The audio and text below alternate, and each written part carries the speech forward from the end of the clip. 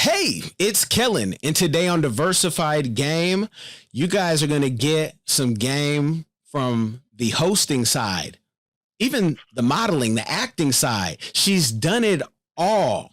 She's done a lot. She is somebody you can see hosting regularly on Comedy Hype. And you know what?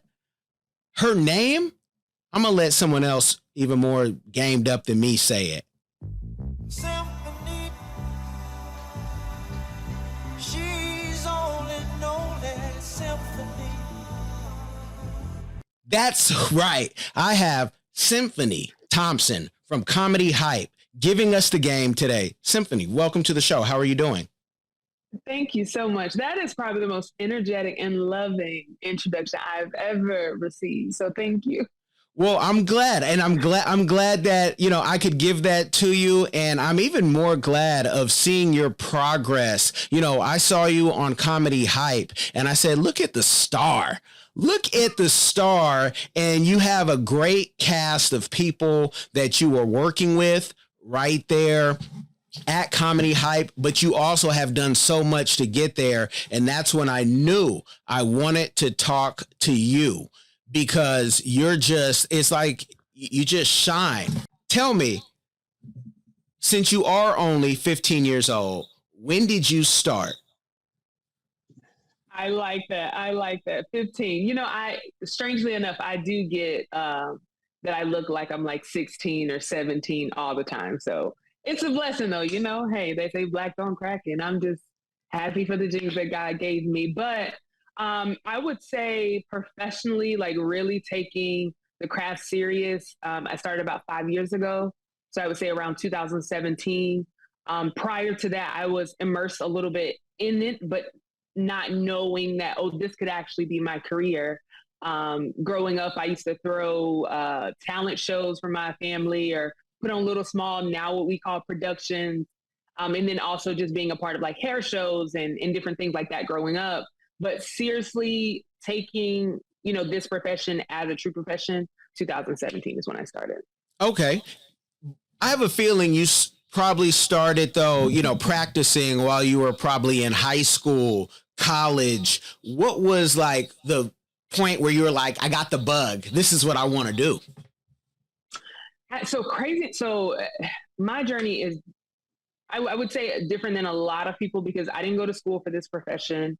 It wasn't something that I wanted to be when I was younger, not even, in high school. I've always loved drama. I've always loved arts, but I never thought of it as a profession because, you have the world telling you, you go to school, you get a good job and, all those things. And I'm learning through therapy, like I had this strong desire to please people, even if that means, pushing down my own desires. So I wanted to succeed in that. I wanted to, go to college and graduate and get a good job and all these things. But God was like, yeah, that's cute. That's real cute, but that's not the plan I have for you. So it wasn't until a little bit before, maybe 2016 or something of that nature. I did a fashion show. Like I said, it was just one of the things I did for fun. And one of the photographers there was like, hey, you have something in you. Like there was a click that I saw in your walk. And I think you should, come just do your first photo shoot. Let's just see how it goes. And then from there, I did my first photo shoot. And then we took a trip to Atlanta to go to a fashion show. And honestly, like God was just like opening doors left and right. So it wasn't until, that 2016 mark where, I just graduated college trying to figure out what is it that I want to do. That God was like, okay, now that you're submitting to my will, let me show you what I have for you. And then stepped into this beautiful world, what we call media. In a time where college is even more expensive. And, I tell people for what I went to school for, you probably don't want to go to school for. Become a nurse, a doctor, something that is guaranteed some money on Indeed and Monster when you're looking for, how to pay your bills. Mm-hmm. What did you study in school? So I actually studied exercise sports science. I ran track in high school and also in college. And one of the things, I got hurt in high school, but my trainer at the time couldn't figure out what was wrong with me. So that kind of encouraged me to, okay, well, let me step into this profession because there are some people in here they just chilling. You know what I'm saying? They're not adding value. They're not bringing things. These are people's lives. So let me add to that. So I thought in my brain that I wanted to be an exercise sports science. But by my junior year, I was like, yeah, no, this is not for me. This is not what I want to do for the rest of my life. But of course, junior year in college, you're right there. Like to change your major would be crazy. So I went on and graduated. So exercise sports science with the desire to be a physical therapist. Okay, because that will inspire somebody who is, looking, struggling, maybe second guessing themselves and saying, I also want to put this degree, whatever it is, mixed in with being an influencer. So I like to give hope. And I want to know, was that photographer, that wasn't Curious, was it? I saw you on the beach with Curious taking photos. Was that your first shoot or your first photographer? I'm just curious. No, I'm not sure who you said on the beach with Curious. Curious, the creator, I believe her name was. Oh, yes. Okay. Oh my gosh. Yes. She's absolutely amazing. No, that wasn't the photographer. It was actually Chris Kelly. He lives, so I'm originally from Greenville, South Carolina. He lives back in Greenville, South Carolina. That was actually the photographer that was like, there's something that I see. And, from there, and we still have a relationship to this day. I still, we actually host, or when I go to Bronner Brothers, I'm a part of his team. So we're still connected. We still, talk to each other every now and again. But yeah, he's definitely a part of this journey for sure. No, I love it. I love it. And I did my, research a little bit on you and saw the many things that you did, so much so that, you have such a testimony of overcoming. And if you guys want to see, the whole trauma and drama, especially when people violate you, I want you to go to Just Us Cox. I might try to put the link in the description box, but you did such a good job there of talking about that. I call that a real Oprah moment, and it can inspire people. So I want people to go check out that site, because while I have time with you, I don't want to repeat questions that you've had. Because I know you, if you give me the time now, I might not get the time later. That's based on the video and the music you were in. And if you guys check out her Time song with Justin, just YouTube that, you'll see what I'm talking about. I'll try to put those links in the description box too. But the game is real. And yeah. So when you got to Comedy Hype, because a lot of people from South Carolina, I just consulted with someone yesterday and they're like, Kellen, I got to get out of here. I know you say you love it here, but I can't stand it here. I can't grow. And we see Charlemagne, right? South Carolina, go to New York. How did you get Comedy Hype and all these other gigs that I had mentioned while being in South Carolina? Did you have to leave, and did it start in South Carolina, or was it again when you had left? Great question. And I definitely appreciate the research that you've done for sure. I'm nosy. So like I said, no, I love it. Growing up, like I said, the hair shows and things that I would do, that would be in South Carolina, but it wasn't until I actually moved out of South Carolina that things really kicked off. So just to paint the whole picture. So I'm originally from Greenville, South Carolina, as I mentioned. And I went to school at Coastal Carolina in Myrtle Beach, South Carolina. If you've ever been to Myrtle Beach, some people may be like, oh my gosh, I love it. But if you've ever lived there, then you realize it's more of a tour city or for retirement. And obviously for me, like that just wasn't, and that's at the time. It's grown since then. But at the time, that was the main two things. So I actually moved to Atlanta, Georgia from Myrtle Beach, South Carolina. And that's when things kicked off. I would say to anybody that feels stuck or feel like, because sometimes you can feel so connected to home, right? Like it's difficult for you to leave your friends and your family and like all these things. And I always say, and I tell myself, in order to help pull somebody else up, like you have to get to a certain level first. If you're trying to pull people with you while you're climbing, that's going to make it more difficult, or it's going to cause a lot of failures that could have been avoided. So it's okay to step away. It's okay to venture out. I think being able to open yourself, broaden your horizon is really important to grow and expand. I think when you keep yourself in one place, especially when you're not inspired by your surroundings, even if it's taking a vacation somewhere, just try different things. And I think there are different ways to get that inspiration to not feel like you're in a cage or you're binded, and you're not able to release your wings and fly away. So. Well, you definitely have released your wings. And one thing I love about your Instagram is how you highlight Black owned products. A lot of the things that I said, oh, that's a cool product. I wonder if that can hold a 32. Oh, okay. I see you have it, right? And so when did that journey start? Because many people will look at you and just say, oh, she got that stuff gifted to her because she's famous and I could never do that. But something tells me you've been doing this before, you had the comedy hype spot. Absolutely. Yeah. Everything, like I was already a brand before I was connected with Comedy Hype. So supporting Black owned businesses have always been a desire of mine. Honestly, I don't know where it stemmed from. Like growing up, it's just something, I love us. I love being Black. I love Black people and I love all people, but I really do enjoy and love my people. But it wasn't until I didn't start posting it on social media until I watched Killer Mike's Trigger Warning on Netflix. And he had an episode where he pretty much challenged everybody to support a Black-owned business every Friday. So in my mind, it clicked like, okay, well, I do this behind closed doors. Why not bring it to the forefront to encourage others to do it? Every product that I post, every product that I rave about, I've bought. I do not take just free items just to post it for the heck of it. If I ever have received anything, I vet it first. Like I'm not one of those people that's going to be like, oh, hey, yeah, this is great and never have tried it. I'm big on vetting, and even people that reach out to me, like I let them know like, hey, I'm fine with buying your product. Or if you want to send it to me. However, if I'm not a fan of it, then I'm going to send it back. And it's not going to be something. But 90%, I would say out of everything that I post, maybe even 98.7%. of everything that I post for Black Friday Report has not been gifted. It is everything that I personally buy with my own money. So the being gifted is, people, you just messed up. Do, but I'm just not one of those people. You just messed up. Because now let me get my tote and carry bag, Black owned, and let me see what products I can have you buy. What can I sell you real quick? I got books, the London and Sydney collection, LondonandSydney.com. Hold on. What else can I'm messing with you. I'm not here to sell you, but love it. Yeah. No.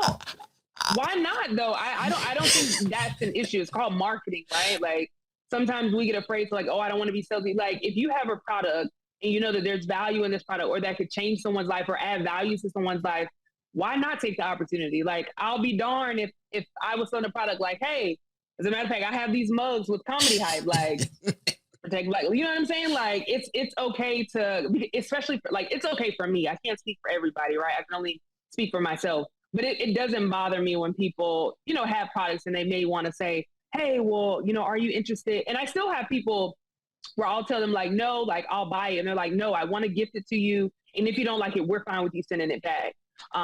So, and I have those real conversations because I want my content to be authentic. I don't want it to be one of those salesy, like, hey, buy this because I'm getting paid. And the more you buy, the more I get. Like it's, supporting Black businesses is not a trend for me. It's not something that's just, oh, I'm doing it for the fun or I'm doing it for the likes and the views. Like, no, I understand the importance of it and how it affects our community. For us to be the number one consumers, however, we can't keep $1 in our community for not even a day for more than 6 hours, that's an issue. That's something that, and I always say I want to be a piece of the puzzle to change that. We've seen past generations do it with less resources. So to me, it's like to be in the position that we're in now and not try to not even get back, but improve from the history that we have to be in a better position. I'd be crazy not to do that. So yeah, I support Black. I buy Black because it's bigger than, oh, I'm doing this because it's, I'm an influencer. I'm doing this because it's cute on my timeline. Like, no, I'm doing this because I want to show you that I have great experiences supporting Black-owned businesses. I want to do this because I want to show you there's so much importance behind supporting Black-owned businesses. So yeah, I'm not mad at that tote. And I need to know, where is that tote bag from? Tote and carry. This one? Yeah. Toteandcarry.com. I love it. Yeah. Yes. Black owned. Hold on. Let me see where my mask. I got Tupac, this art back here. What else you want? I love it. How much crypto you got in your Nano X? I need the outfit. I need the outfit. This is wearghana.com. We're giving all type of, just straight from Ghana, about $20, maybe 23 when you ship it over. Oh, I'm going to wearghana.com. Yeah. And we'll definitely, in your DMs, I can send you all of this. Oh, perfect. Yeah, yes, please. Yeah. I'll hit you up in that, and she answers them, folks. So if you do hit her up, be respectful and don't, she's trying to get to where she needs to go. Plus I want her to come over to Africa with us, and there I only need 2 weeks. We're going to get bride price. We'll find a chief, a president, whomever, over there. That's where we'll do that ceremony. But tell the people, working with Comedy Hype. Now, you're not a stand-up. That's probably one of the titles you don't have, but you're working with classic stand-ups. You got Pierre, and I don't even want to say the other names because the other folks will say, you didn't mention me. But you know who you're working with. And I'm really a big fan of Pierre Capone, Yamanika are our main cast right now. Yes, and I'm a big fan of Pierre because I just feel he just comes real and raw. How does it feel to be with these stand-ups? Where do you ever feel like I need to try to be funny, or do you just play your role? Absolutely, play my role. Look, I tell people all the time, because I think people get the assumption that I am a comedian and I'm like, I am far from a comedian. I'm goofy for sure. But when it comes to like trying to be funny or trying to take on the art of stand-up, absolutely not. Seeing Pierre, being around Capone, seeing Yamanika, have worked with Vanessa Fraction, Rita Brent. Like, these are all, like you said, amazing stand-up comedians. And I truly enjoy working with comedians so much, because when we're thinking about art, that is probably, to me, the most authentic form of art, because when they're on stage, most of them, when they're talking about their lives, like, they're talking about real things that they've experienced, right? Like real, whether it's, traumatic events or, different things that they're currently going through or may have gone, like, to do that and share that with the world and know that they're here to laugh at it. Like, I always tell them, like, kudos to y'all. Like, y'all are amazing. So yeah, I love working with them. I don't ever feel the pressure to try to be funny. I'm just naturally goofy because my mom and dad are crazy as well. But no, I respect the art. And I always tell Pierre Capone, like, I respect the art 100%. And I would never, ever, ever, ever, ever, ever, ever, ever, ever, ever, ever try to step in to say that I'm a part of that when I have not put in the work to even, be a stand-up. So, Well, you've done so many things. I always will say and encourage, if we can have rappers from Atlanta just think they can jump on stage and be funny, I know you could, because you've been on stage enough and you have good timing and you have a story, you have a testimony, you have the pain. And I think the best stand-ups have, the pain and they're just letting it out. What is, when we talk about letting it out and in the arts, what is your go-to that you have the most fun? Because I've seen you sing, I've seen you do all type of things. You can, with talent, you do it all. So what's your favorite thing to do? I would say event hosting is definitely my favorite. I love moderating conversations on Comedy Hype News Show. However, being able to be in person with people, you see people come in and they're like, oh, I'm too cool. Like, I'm here to just chill. I'm relaxing. And then by the end, they're just like, hands up, free, and having the time of their lives. Like, being able to be a part of that and see it happening in real time before my eyes, nothing can beat it. It's my all-time favorite. My favorite event, I think, out of all the events I've done, is definitely Essence Festival, because it's a blend of all of that. The team that I work with, experiential experts, when we go, it's not just like your normal hosting where I'm leading you through the event, but it's like dancing, singing, routines, teaching you routines, but also telling you facts about, Ford, who we work with when we go to Essence Festival. So that's definitely one of my favorite events, because I get to incorporate all of that in one event. No, that's beautiful. When doing the events, can you talk about, for the person who's trying to get there, the high, and then when it's done, the low, that everybody who, when they're in their zone, whether you're Michael Jordan, You could be Dave Chappelle, whoever you think of when you're done, and then you have to go into your own four walls and be like, okay, I'm done. I'm done doing what I love to do, but I want to do it more. Like, talk about that high, and then how do you decompress? That's a great question. So my process is actually, I would say flip flop. So at the beginning of an event, that's when I'm probably like my lowest because I'm nervous. I'm anxious a little bit. My anxiety kind of kicks in, so I can't really like talk or be this huge personality that I typically am on a regular basis. So I would say my low end is probably, or not even probably, it's definitely at the beginning or before I do an event where I'm just trying to get out of my own head. That's where some doubts come in, right? Where it's like, can you do this? Like, they picked you for this. Like, are you really ready for this? And having to speak against those things that may try to creep in my mind. Now, that kicks away once I say maybe the first three words to the audience, and then it poofs away, and that's when I'm at the high, like at the top of the top. It just feels like I'm in God's will, because my biggest thing is I know I have my own plans in my head. There are things that I want to do, but one thing I always want to make sure I have to do is be aligned with God's will. And in that moment, I feel like I'm the closest to God's will than I ever am throughout my day to day. And it's difficult to come down from that. So after an event or after something that triggers that part of me, honestly, I'm like, I need to talk. Like, I gotta call somebody. I gotta talk. I need to interact. I just need to get it out to get me tired, because once I'm high and I feel that way, it's about riding the wave, honestly. Like, to decompress from it, I keep I just allow it to happen. I continue to, whether it's talking to people, I've left events and still have that energy and be walking into stores like, hey, how are you? With an extra and people are looking at me like, I'm good. You all right? You doing all right, sis? But yeah, I don't try to force it. I don't try to jack myself out of it. At the end of it, right after the event, I praise God. I thank him for my gifts. I thank him for giving the opportunity to host the event that I just did, or whatever it is. And I ride the wave. Like, I ride the wave until I'm pooped out and I'm like, ooh, okay, yes. I'm starting to feel it in my body. Like, my little neck, my legs a little tight. I need to do a little stretch. But yeah, no, after the event, I just let it go. Let it go. And, with entertainment, it's one of those things, like when you are in the zone, you have a show, I've done this, whether it's magazines, radio, TV, podcasts, whatever, from here to Africa, you get this thing where I don't know what the future is going to be, so I got to enjoy this moment.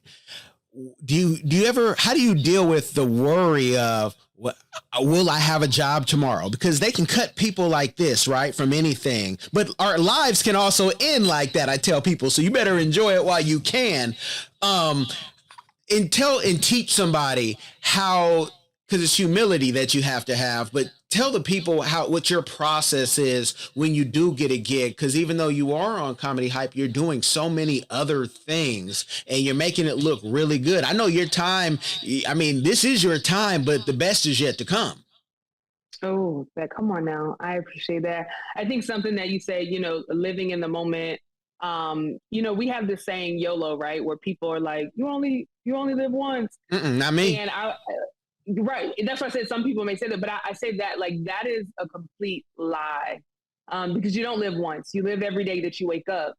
It should be YODO, because you only die once. Once you die, there's no coming back. There's no, tomorrow I'm gonna try it again. So that's the mindset that I have is, today may be what it is. Today may not have been my best day. However, if God grants me another day, I have another opportunity to step forward and to keep moving. I'm big on faith, obviously, and I'm pretty sure through some of the things that I say, or a lot of things that I say, and I'm big on faith with works. Like that is what I live by. I want to live a life, of faith with works. So I have my faith in God that, hey, if something is taken away from me, or if I don't get an opportunity, or, if I got an opportunity and then that opportunity is taken away, I have faith in you, and I'm going to look at you and be like, all right, now God, like you told me, because when I read your word, you told me, there's that faith, but then I'm also going to do the work, right? So if I don't get something, okay, what ways can I work to get the next opportunity? Or maybe that wasn't for me. And it's, that's easier said than done, right? Like when you're in the thick of it, sometimes it's hard to see, that light at the end of the tunnel or see the big picture. However, I'm learning through therapy to like, just take a breath. I was actually on my therapist or talking to my therapist earlier today, and we had like, I had to we were talking about some things, and I had to remind myself of that, like, take a breath. When I'm upset, when things didn't go the way that I thought they were going to go, just take a breath, take a breather, be in the moment, be present. If you're sad, be sad. If you're frustrated, be frustrated. Like, be whatever you are in that moment, because sometimes we try to pretend to like, oh, I'm good. Like, I ain't worried about it. I'm gonna keep going. And it's like, no, like we were given emotions for a reason. So if something makes you sad, it's okay to be sad. It's just not okay to stay that way. So, there have been moments where I didn't get an opportunity, or I got an opportunity and then it kind of withered away. And I would be frustrated, but I would allow myself to be frustrated. I'm learning through therapy. And I say learning because it's constant. Like, I've had to backtrack and be like, okay, I was doing good. Now I backtrack a little bit. But taking the time to just take a breath, give yourself grace, be nice to yourself, take a moment, feel what you feel, pray about it. And then after, okay, what's the work that I need to do to move forward? How can I move forward? But, I think the first thing is allowing yourself to feel, allowing yourself to be present in whatever moment that is, no matter how ugly it is, be present in that moment, because you have those emotions for a reason, and they're going to teach you something later. This moment sucks right now, but every single moment that sucked for me has taught me something. And now I look back and I'm like, I'm glad I didn't get that, because it would have messed me up. I wasn't ready for that. Or, that situation would have been a bad situation for my career. And there have been moments where I stepped into something that I felt like I wasn't supposed to step into. And now I'm looking back like, yeah, I probably shouldn't have stepped into that. Like, God was trying to tell me, but I still went. And now I'm looking back like, yeah, okay, I learned. I'll do better for the next time. I can sometimes hear the audience, and yes, you guys can thank me later in kind or in cash. I found your next keynote speaker. Contact IVE so you can get her booking and her booking fee. That's her PR person, and all around, keeps her organized. But make sure you got the bag, because there are bills to be paid. Let the folks know, with the success that you've had, and again, the best I know is yet to come. What is a community give back that you are doing or that you would like to do in the future? Say that for me one more time. A community give back that you are doing or that you would like to do in the future. Yes, so I'm actually working on it right now. So for people that may or may not know, I currently am the producer and host of Black Friday Report. Actually, Killer Mike co-executive produces it as well. Right now, we're in the pitching stage, and it's so, you know what? Thank you, God. You be showing out. I appreciate you asking that question, because I kid you not, and I'm just going to be very authentic, real and raw. This morning when I woke up, I was laying in bed, and I've been trying to get a lot better, because it's so hard. It's so to keep like a schedule or stay on point. Sometimes you can wake up and be like, let me respond to this email. And you don't wake up, you don't take a moment for yourself. You don't take a moment for God. You don't take a moment to breathe. You don't take a moment to appreciate, like, I actually woke up this morning. Like, imagine if everybody for 10 minutes, no matter what you believe in, you don't have to believe in the God that I believe in. You don't have to believe in the God that the next man believes in. But just for yourself, if everybody took 10 minutes and woke up and said, like, wow, I actually had an opportunity to wake up this morning, because somebody didn't. Mm-hmm. See it in the news all the time. Unfortunately, you have to get on social media, and Shade Room pops up, and there's, this person killed this person, and this man killed his kids, and da-da-da. But you woke up this morning, and you can't give yourself 10 minutes to say, I woke up this morning. Wow, I woke up this morning.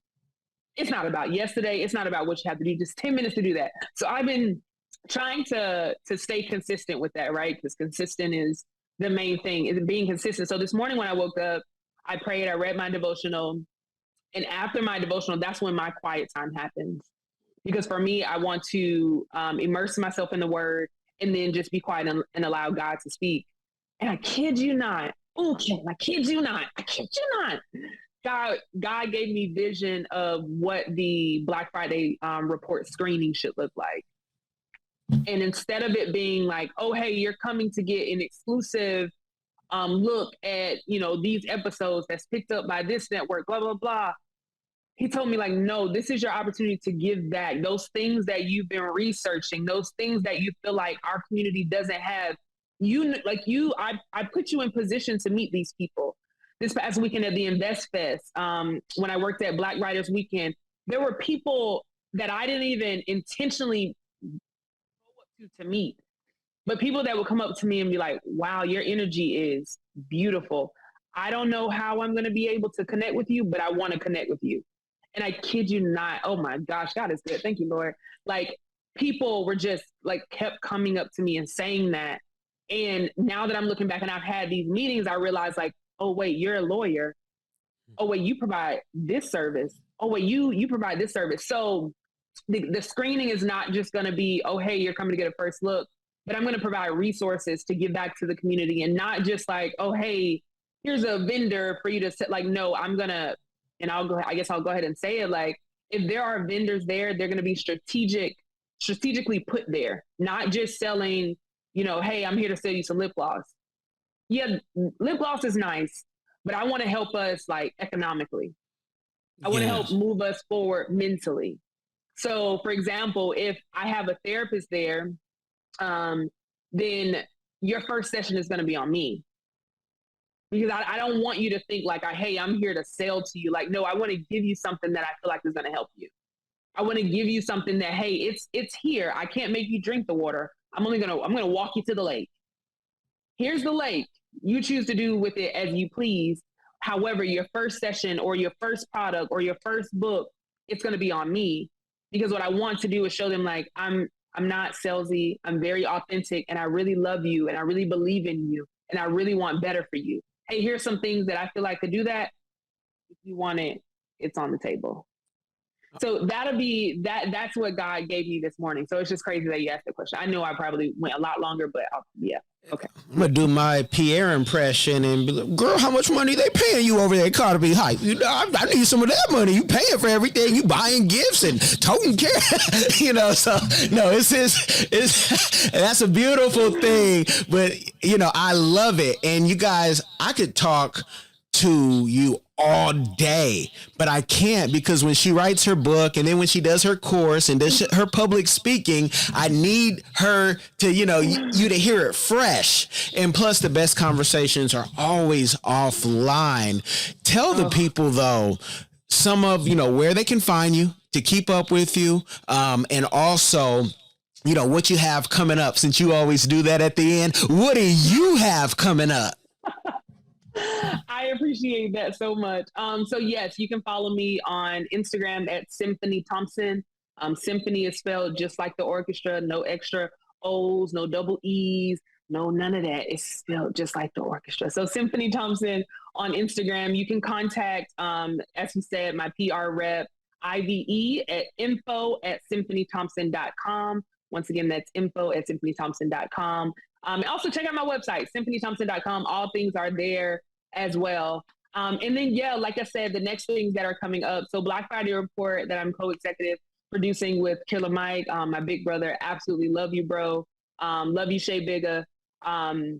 We're currently in the process of pitching. Oh my gosh, I'm so excited. I'm so excited. We're currently in the process of pitching. Of course, I still work with Comedy Hype. Comedy Hype is currently about to launch a streaming platform. Yes, we are all Black owned. We are independently owned. There's nobody, no white hand that's moving us like we're puppets or anything. Like, we're truly Black owned. And granted, if you have that, you do your thing. You get that money how you got to get the money. But I do think there's so much pride and love in being able to know that, the content the conversations. Like you said, the best conversations are offline. We have a lot of people that get upset about us about certain things that we release, but please know that every conversation behind every content is had with a room full of Black people, with a room full of people that look like you. If you ever have an issue, please feel free to reach out to us. We are always open. So yeah, I'm super excited for those two things. I'm helping Comedy Hype out with that as well. So a lot of great things, a lot of great content, a lot of opportunities about to open up. So yes, please feel free to reach out to me at any time. And I'm going to speak this because also the NATPE.org, that's the National Association of Television Producers and Executives, hosted every year in Miami, in Florida. Yeah, you found your keynote. You can highlight this young lady right here. Now, I can't make you drink the water, but I got plenty of it. And, you know, and so you guys have gotten the game. Make sure if you do nothing else, you share the game. Check the links in the description. It will change someone's life. And it's free 99. Y'all be blessed. Are you tired of the rat race in America? Are you ready to visit the motherland to relax and rejuvenate? Are you ready to explore all that Africa has to offer? Then check out the brand new Diversified Game Academy course, Prepare for My First Trip to Africa. Are you worried about being able to afford the trip? We got you. We will show you how to travel either on a budget or as a baller. Learn how to stress the value of the USD. Did you know that 100 United States dollars is worth over 1,000 South African rand or 10,000 Kenyan shillings or 54,250 West African CFA? Are you worried about taking your kids? Get the game from Kellen Cash, a bona fide world traveler, having traveled to almost 20 countries, several of those in Africa. Get the game on taking your kids on their first trips. Learn how to find the best tickets, get the visas, and plan your own adventures in Africa. Don't let Eddie Murphy have all the fun. Plan your own coming to Africa trip starring you, produced by you, and featuring you. If you are ready for a life-changing experience, sign up for our course today, Diversified Game Academy. Get prepared and purchase at diversifiedgame.com. Hey family, on November 20th through December 1st, 2022, we will have the all-inclusive Kenya trip. Now, a lot of times people have said, hey, Phil, when's the next trip we'd like to go? I want to see Africa for myself, but this is the time to go. Everything will be taken care of. All excursions are paid. You can do monthly payments. You know, they'll have safari and a 6-city tour. You will see Charlie Island, which is something that we did not see last time on the tour. This tour will be 12 days instead of 7 days. So make sure to secure your place on the trip by going to www.wbsvs.com, make your deposit, and then you can start making your payments, and we'll see you in Kenya.